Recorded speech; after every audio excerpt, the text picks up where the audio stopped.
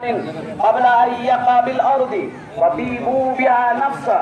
الله أكبر الله أكبر، لا إله إلا الله والله أكبر الله أكبر ولله الحمد.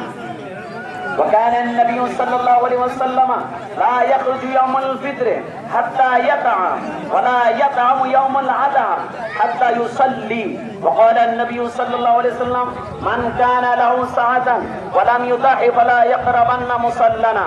يا أيها المسلمين كبروا تكبيرة التشريق عقب جميع الصلوات المفروضة من فجر يوم عرفة إلى عصر من أيام التشريق، وقولوا الله أكبر الله أكبر، لا إله إلا الله والله أكبر الله أكبر ولله الحمد.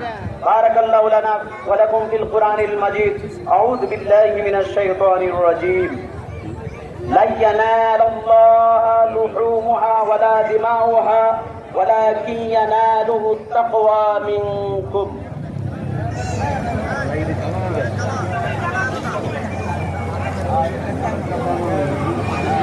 الحمد لله نحمده ونستعينه ونستغفره ونعوذ بالله من شرور أنفسنا ومن سيئات أعمالنا، من يهد فلا مضل له ومن يضلل فلا هادي له، ونشهد أن لا إله إلا الله وحده لا شريك له، وأشهد أن سيدنا ونبينا وشفيعنا وحبيبنا مولانا محمدا عبده ورسوله.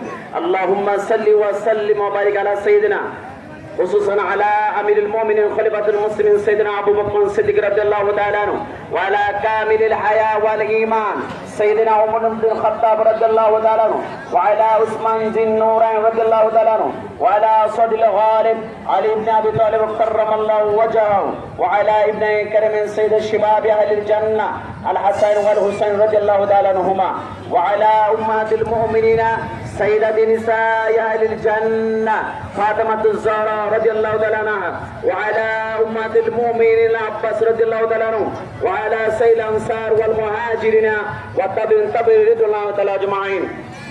اللهم احفظنا من جميع الكفار والمنافقين والمشركين يا رب العالمين.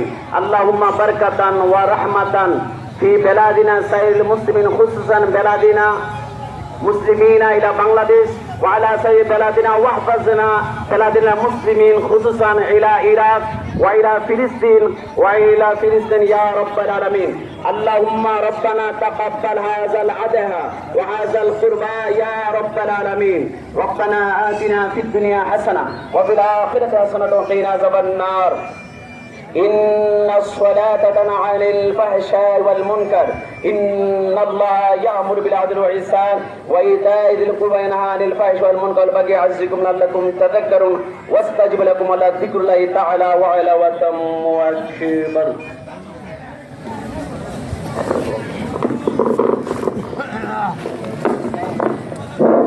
أعوذ بالله من الشيطان الرجيم. بسم الله।